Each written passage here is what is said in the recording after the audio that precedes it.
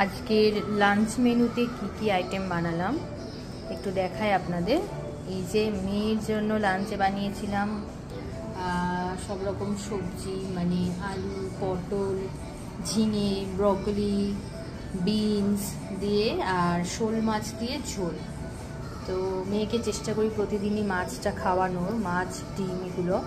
আর এই যে শোল মাছটা বেছে রেখে দিয়েছি এখানে, আর ভাত নিয়ে নিয়েছি, ওকে এটা খাওয়াবো। আর আমাদের জন্য লাঞ্চে বানিয়েছিলাম এটা হচ্ছে পালং শাকের চচ্চড়ি, যদিও খাওয়া হয়ে গেছে হাফটা আমাদের।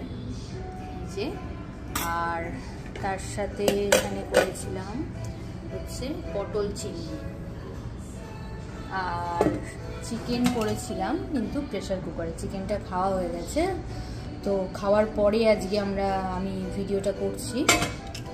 তো এই ছিল আজকে আমাদের লাঞ্চ মেনু।